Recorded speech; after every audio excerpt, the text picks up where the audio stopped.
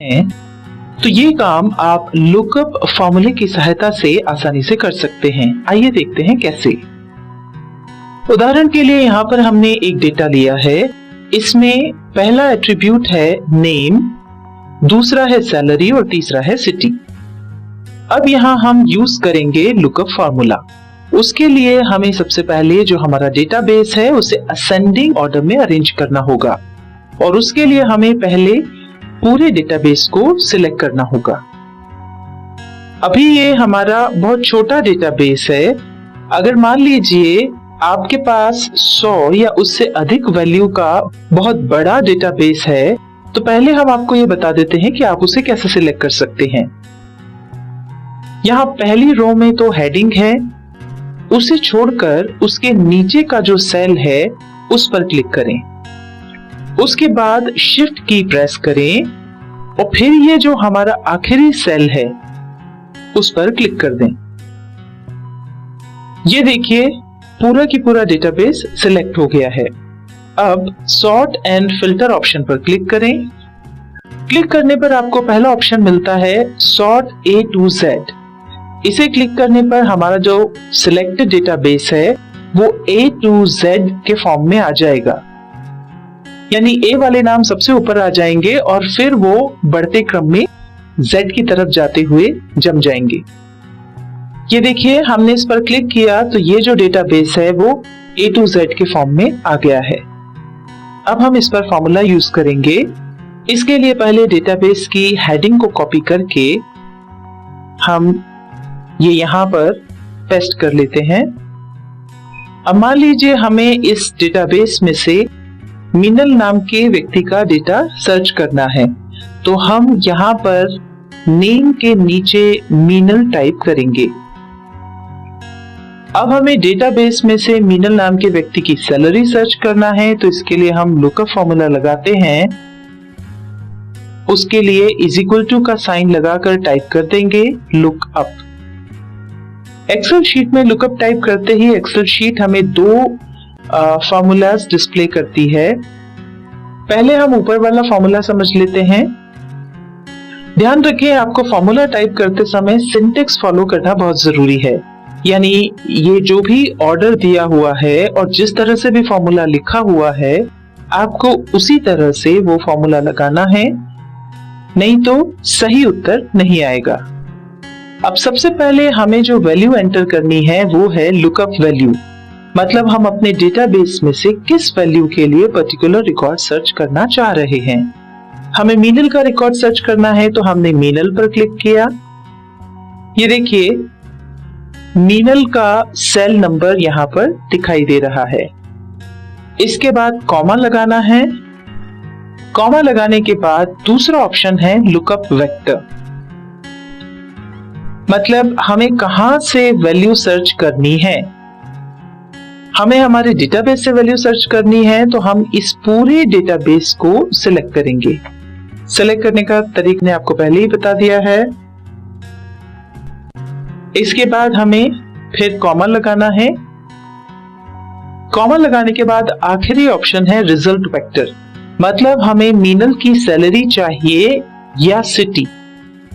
हमें इसकी सैलरी चाहिए इसलिए सैलरी के नीचे जितना डेटा है हम उसे सिलेक्ट कर रहे हैं। इतना करने के बाद हमें एंटर प्रेस करना है। ये देखिए यहाँ पर मीनल की जो सैलरी है वो 1 लाख रुपए यहाँ पर आ गई है, जो आप हमारा जो मेन डेटाबेस है उसमें भी देख सकते हैं। ये सैलरी वहां दी हुई है।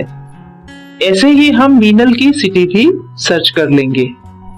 उसके लिए इक्वल्स टू का साइन लगाएंगे, फिर लुकअप टाइप करेंगे। कुछ लेटर्स टाइप करते ही यहाँ पर नीचे पूरा फॉर्मूला दिखाई दे रहा है, इस पर डबल क्लिक कर देंगे। ये लुकअप लिखा हुआ आ गया।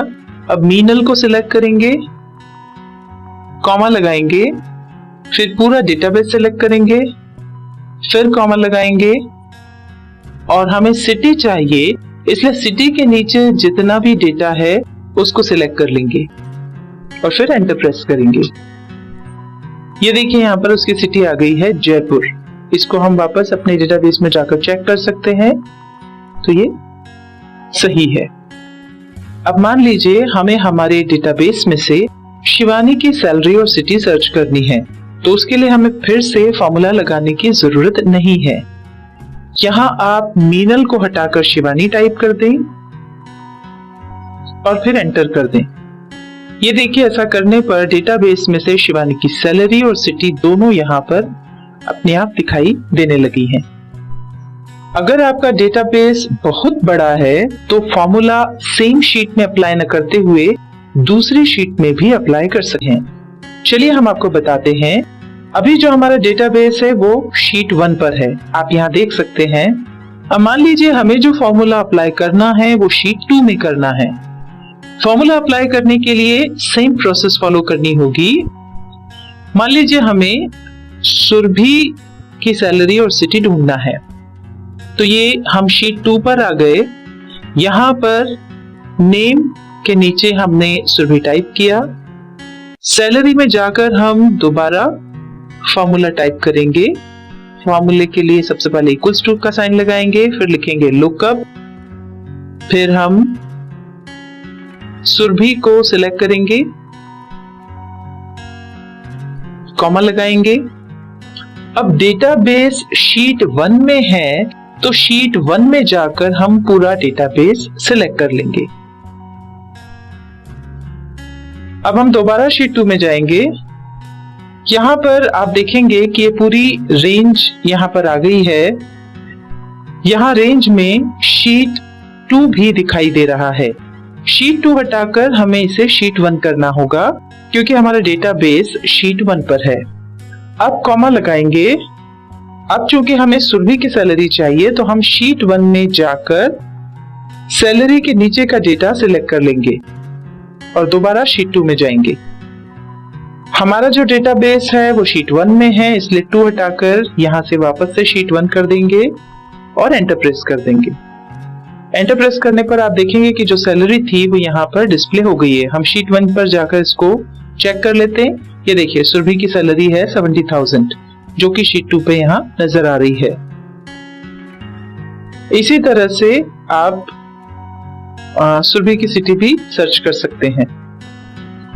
जिस तरह से हमने इस फॉर्मूले को 2 अलग अलग शीट्स पर अप्लाई किया है, उसी तरह से हम इसे 2 अलग अलग फाइल्स में भी अप्लाई कर सकते हैं।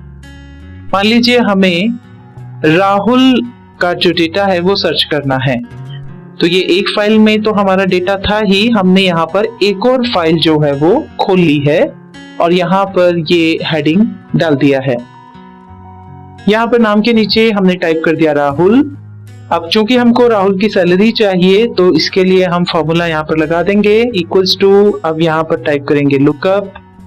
अब यहाँ पर हम राहुल वाले सेल पर क्लिक करेंगे और अब कॉमा लगाएंगे। इसके बाद जिस डेटा में से सैलरी सर्च करना उस पूरे डेटा बेस को हम सिलेक्ट कर लेंगे। अब कॉमा लगाएंगे। अब चूंकि हमें सैलरी फाइंड आउट करनी है, सैलरी पता करनी है, इसलिए हम सैलरी के नीचे का पूरा डेटा जो है उसको सिलेक्ट कर लेंगे और एंटर प्रेस कर देंगे। ये देखिए, एंटर प्रेस करते ही यहाँ पर राहुल की सैलरी आ गई है। वो हम यहाँ से चेक कर सकते हैं, 50,000 रुपए उसकी सैलरी है। इसी तरह से अगर हमको सिटी पता करनी है वो भी हम इसी तरह से कर सकते हैं। अभी हमने देखा था कि जब हम एक्सेल शीट में लुकअप फॉर्मूला टाइप करते हैं तो एक्सेल शीट हमें 2 फॉर्मूलाज डिस्प्ले करती है। इसमें ऊपर वाला फॉर्मूला जो अभी हमने यूज किया वो कहलाता है वेक्टर फॉर्म। आप लुकअप फॉर्मूला का वेक्टर फॉर्म तब यूज करेंगे जब आपके डेटाबेस में 2 से ज्यादा एट्रीब्यूट्स हो। जैसा कि अभी हमारे डेटाबेस में 3 एट्रीब्यूट्स थे, नेम, सैलरी एंड सिटी। अब मान लीजिए हमारे डेटाबेस में केवल 2 एट्रीब्यूट्स हैं, इसके लिए हम अरे फॉर्म का यूज करेंगे। अब हम इसका यूज सीखते हैं। इसके लिए हम डेटाबेस में से सिटी वाला एट्रीब्यूट हटा रहे हैं। डेटाबेस में से हमें हेमंत नाम के व्यक्ति की सैलरी सर्च करनी है, तो यहाँ पर हमने नेम के नीचे हेमंत टाइप कर दिया।